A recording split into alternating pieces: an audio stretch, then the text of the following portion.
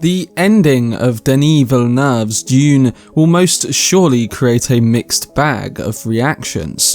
You know that I adore the film and that I think from top to bottom it is an amazing cinematic achievement in the areas of filmmaking and storytelling.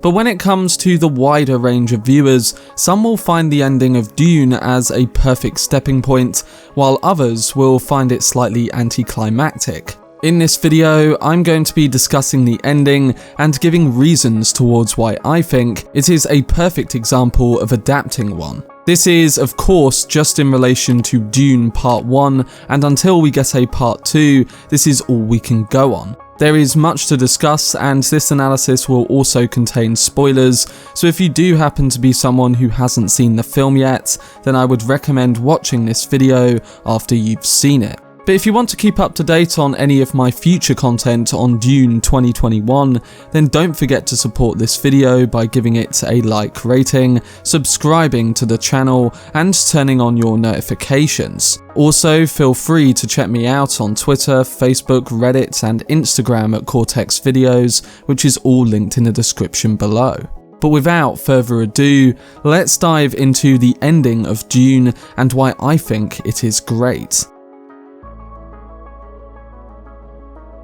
So like I mentioned before, the ending of Dune is going to divide. I think that non-book readers may find this as more of a setup than leads to believe, while those who understand the journey of Paul and how critical the film's ending is will really enjoy it. At the same time, if Part 2 does happen, then I think the events of this film will be heightened even more so for the general audience, and on rewatch, the climax of Part 1 will feel more important than ever. Think of it as an ending that excites you on a similar level to The Fellowship of the Ring or the first Star Wars, in that you don't have all the answers to the sprawling story, but once you do know them, the films only become more classic because of the lore knowledge. To briefly recap, in the ending of Denis Villeneuve's Dune, it's a pretty tense landscape for Timothée Chalamet's Paul Atreides and Rebecca Ferguson's Lady Jessica, following all the betrayal, extermination, and visions that come along the way. The ending of Dune Part 1 depicts the pivotal moment in which Paul and his mother are accepted into the Fremen tribe living in the deserts of Arrakis. And to win the Fremen's trust, Paul must fight the Fremen leader, Jamis. Previously, the ending for the new film was leaked as one of two rumoured endings, with the other being the famous Water of Life scene from the novel. I predicted that the film would end at that particular moment, but to my surprise, Villeneuve decided to end on a moment that reflects the transitioning of Paul.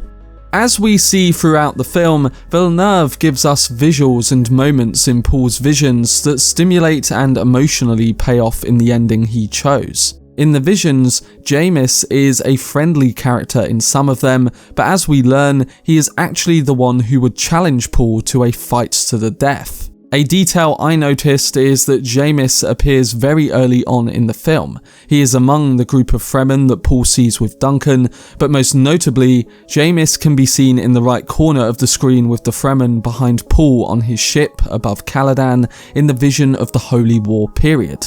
I personally find this detail very interesting because it establishes Jamis from very early on in the film, and his prominence in Paul's visions towards the end of the film isn't entirely out of nowhere. You may not have noticed it, but on rewatch it is something that you will definitely pick out, and it keeps in line with the idea of Paul questioning what he is seeing.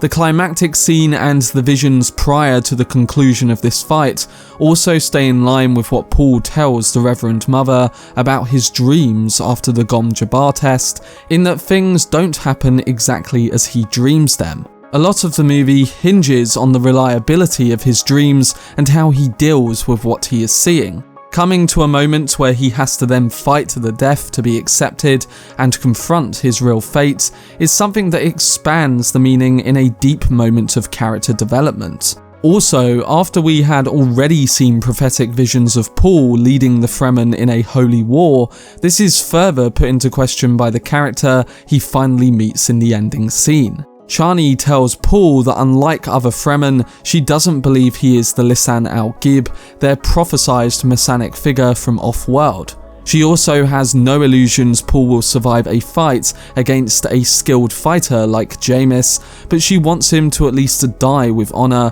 by carrying the crysknife of a great warrior, a weapon which again is discussed over and over and one that he sees in multiple dreams. Chani adds the small comfort that Jamis won't let Paul suffer.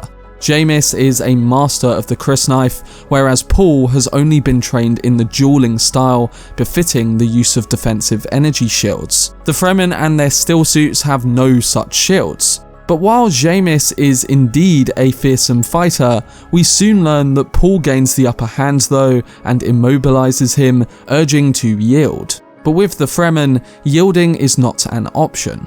This is a fight to the death scenario, and Paul's reluctance to slay his opponent is initially perceived as cruelly toying with him. So Paul does what he must, reversing what happened in some of his future visions, and kills Jamis. With that, the boy has become a man in the eyes of the Fremen, who each give him a pat on the shoulder as a sign that Paul and his mother have been accepted among them. Jessica also reveals to Stilgar that Paul has never killed a man before. So what does this mean for Paul's previously envisioned death, and what was the meaning behind it? Well, simply put, Paul Atreides had to die in order for Paul Muad'Dib to live. Paul's victory also means his vision of him becoming a warmongering messiah for the Fremen could come true. His fear that this may be his inescapable fate weighs heavily on him throughout the latter part of the novel, although it's largely left up to Chalamet's nuanced performance in the film to suggest the dread he feels about his possible future. Paul agrees to fight Jamis to demonstrate his willingness to abide by Fremen traditions and culture. In other words, Paul's fight with Jamis is not his idea, nor is it about him imposing his will on the native peoples of Arrakis. In David Lynch's 1984 version of Dune, most of the arc with Jamis is absent from the movie's final cut, and as several fans have noted, this is a major flaw within Lynch's adaptation. Paul fighting Jamis is partly motivated by Paul's desire to avoid a larger galactic war, proving to the Fremen that he is one of them. Whether or not Paul is successful is pretty much a matter of opinion to the audience. But it is a huge critical moment in the development of what he becomes, and ending it here is, in my opinion, a genius choice. Paul's acceptance into the Fremen culture is the catalyst for the rest of the story, which is partially linked to the eventual arrival of his baby sister, Alia Atreides, which we see in a vision and is confirmed in part 1. Essentially, Paul can't become Muad'Dib or the Kwisatz Haderach without this fight. The bigger space politics of the story can't happen until Paul ascends within the Fremen culture, and that means the story can't eventually end in part 2 without this crucial fight first. It's not the only domino in Paul's story, but it's one of the biggest ones. Villeneuve could have ended the film at a point like the Water of Life scene, which is separated in time between book 2 and 3 in the first novel, or he could have ended it at the end of the book following a big climax. But instead, he chose a vital moment of character development for Paul, allowing the character to change throughout this first film and then give us the necessary components that lead into a complete arc by the end of the second movie. It's a genius choice because it wraps up the story of Paul Atreides in this film and then sets up what's in store for him as Paul Muad'Dib and the universe of Dune Part 2. The movie ends on a dark note with death, but then it also gives us an overwhelming sense of hope as the Fremen journey back across the dunes to their home.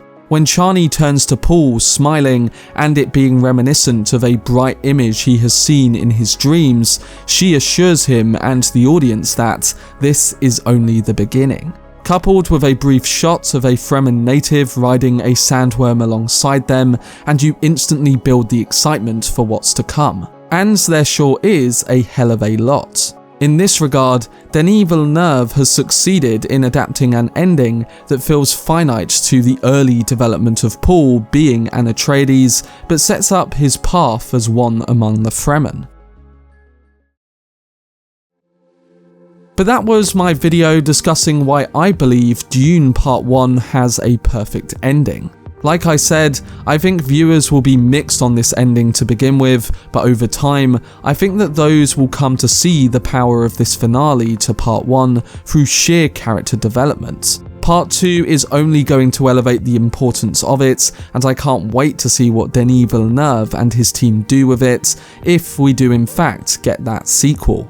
But what do you think towards the ending of Dune Part 1, and do you agree that over time a Part 2 will make the importance of this ending shine through a lot more? Let me know your thoughts down below in the comment section, alongside your overall reaction to the film. For more breakdown videos on Denis Villeneuve's Dune, then subscribe to the channel and turn on your notifications. Also, if you enjoyed this video, remember to leave a like rating and follow me on social media via the links in the description. Over the next week, I will be doing a video on Dune Part 2 alongside an upload on the biggest questions of the first film, so keep a lookout for whenever I post. But anyway, I hope you guys enjoyed it. I've been Cortex, and as always, make some noise.